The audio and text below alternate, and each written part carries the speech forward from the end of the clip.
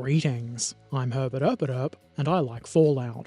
Not actual nuclear Fallout, the game series Fallout, and the TV show's pretty cool too. So I thought installing a vault on my model railway just made a lot of sense. As you might be able to see, it's installed here, hidden away in a tunnel, or what will eventually be a tunnel.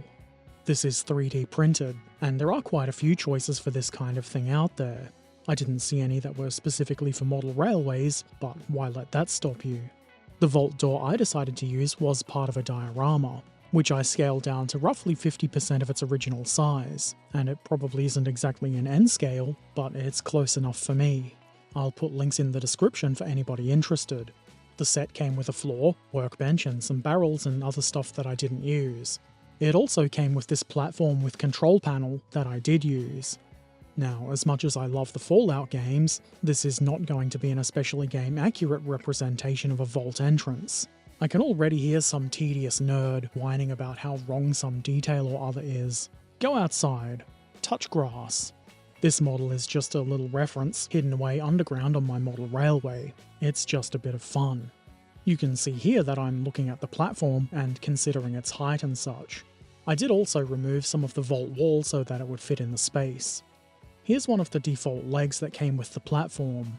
It's very thin. There was a whole bunch of them on the original design, but I thought they would make the platform just a little bit too high, and because they're very thin, I figured I would probably break them anyway. The platform was still going to need some kind of support, and I suppose I could have printed something, but the simple solution was to just use some styrene bar. I think this is roughly 3x4mm. I superglued them to the bottom of the platform, and now it's a bit more sensible, because that's what I'm all about, sensible. This makes it easier to paint and detail underneath, and now the platform will break before the legs do. This did sit for a while before I did anything with it, and the platform started to warp a little bit. My solution was to glue it to an old gift card, and that should help keep everything relatively straight. The card is also a really good handle for holding the model while painting. As with any painting project, priming is the first step. I used SMS Black Surfacer. The first base coat is Vallejo Model Color Dark Grey, which I airbrushed onto both the platform and the vault door. I was aiming for a fairly opaque, but not super solid and consistent colour. Some slightly thinner areas, where the black sort of almost shows through, will be fine and gives it a bit of colour variation with no extra work. For a little bit more colour variation, I applied a highlight using Vallejo Model Color Neutral Grey, mostly from overhead so that it would hit the upper surfaces. This stuff is all pretty basic. I then applied some washes. These were kind of incidental, I guess. First, I'm using a mix of 1 part Army Painter soft tone to 3 parts water, roughly. This was excess from another project I was working on, and I figured why not just slap some on here. It didn't really do a whole lot over the grey, but it is there. Then, I used Army Painter Strong Tone, roughly 1 part Strong Tone to 2 parts water. Again, this was used on another paint job, and instead of letting it go to waste, why not use some of it here? It probably won't hurt anything. The final wash was more of a spot wash, using Army Painter Dark Tone, mixed roughly 2 parts Dark Tone to 1 part water. I'm just using it to kind of cover up patches that looked like they needed it. Anyway, time to add some colour. First, I use Vallejo Model Color Light Yellow. This is far too light for anything Fallout related, but I'll fix that in a bit. I apply this to everything I want to be yellow, like the console, the top of the railings, and some bits on the vault door. I did my best to be neat with the vault door, and everything else, but specifically on the vault door, I'm holding the brush kind of sideways and dragging it across the top of the raised bits. It helps guide the brush, and usually avoid mistakes. I did still have to do some touch-ups, but nothing too bad. Now to make the yellow nice and bright. For this I've used Vallejo Model Air Medium Yellow. I've no idea if this is even close to an exact match for whatever shade of yellow usually shows up in the Fallout universe. This is close enough for me. By itself, this colour would struggle to cover the greys. Being an airbrush paint, it's quite thin, and yellows are just more difficult to paint over darker colours, but applying it over the light yellow, which has a lot more pigment to it, means that it covers very well on the first coat.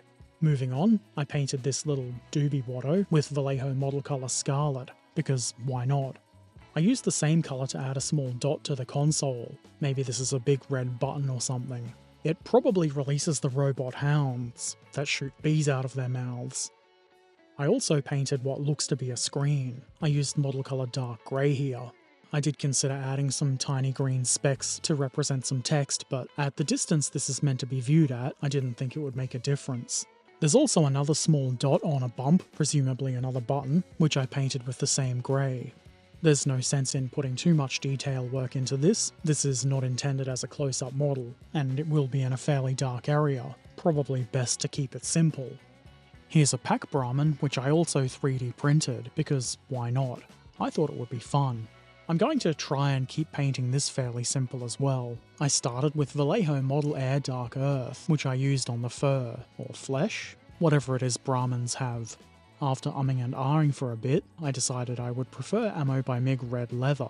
I guess Brahmans are leather, so it made sense. Next, I guess it's a blanket that all the cargo sits on top of. This was painted with Ammo Grün. It's a German colour, which I was using on a different project, so why not?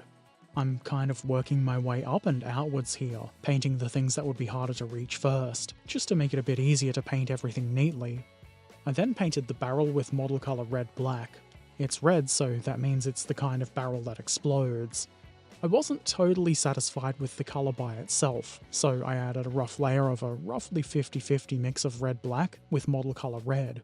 This is kind of subtle. It's also the kind of thing I was trying to avoid by painting this in a simple way.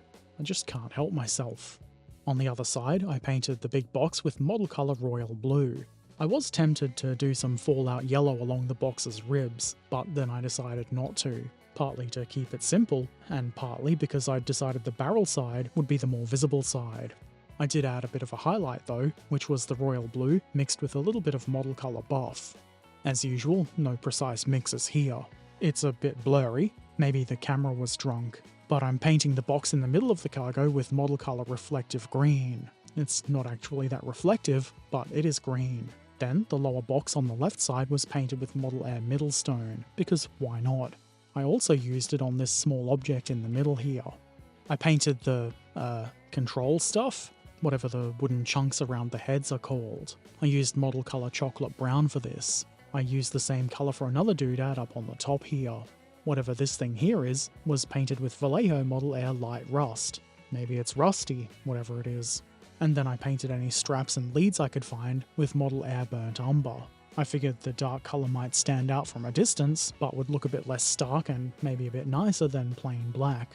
It is quite messy in some places, but that's okay. It's neater than some pre-painted model figures and stuff I've seen before, so it's good enough. And if it was a close-up model, I would worry a bit more about it, but most of the time, it's going to be viewed from at least a meter away. To finish the pack Brahman, I give it a wash of Army Painter Strong Tone, mixed roughly 1 part Strong Tone to 2 parts water. I basically slap it all over the model. Maybe slap is the wrong word. There isn't much slapping going on. This will darken the whole thing down in general, darken the gaps and crevices even more, which will kind of help hide the edges and mistakes between the colours. I also apply this to the vault door and platform, mostly on the yellow parts, just to dirty them up a bit. I can't imagine that anything sitting in a cave for years and years would stay a nice bright, clean yellow colour. I applied some matte varnish, and now it's time for installation. I figured it made the most sense for an underground vault to actually be underground, and the only way to have it underground and be visible was to place it in one of my end tunnels. This was never intended to have scenery in it, but now it does. I glue the models in place with PVA. I will probably put some putty around the sides of it when I finish the end of the layout. That's for future Herbert to worry about. It doesn't quite look right with a black painted floor. I decided some ground cover, specifically dirt, would be a good idea. I didn't really have anything for this, so I decided to experiment on a test piece before doing this. I lay down a layer of PVA and then sprinkle a mixture of the ballast I've been using, which happens to be DCC Concepts Legacy Ballast, I'm not sure that matters too much, that I mixed with some dark brown tiling grout that I've had laying around for years. It seemed to work pretty good. The grout imparts a darker colour to the ballast, and sort of fills in the space between it so it looks more like chunky dirt than ballast or gravel or whatever. It seems like a good texture for a cave floor. I fix it into place using a similar method to the ballast. I mist it with isopropyl alcohol, then I gently apply a mixture of Mod Podge matte, water, and a dash of alcohol. It did take quite a long time to set, possibly because it's winter, and even in Australia it gets a little bit cold in the winter. Once it set up, it was really hard. It's tiling grout. It's probably to be expected. To give it a bit more colour variation, and lighten it up a touch, I gave it a quick and fairly light dry brushing with Model Colour Beige Brown. Here's the result. I think it's pretty good. The camera does make it look a touch lighter in colour than it actually is, but it's pretty close. Even closer with colour correction, says Editing Herbert. That's about all there is to it, at least for now.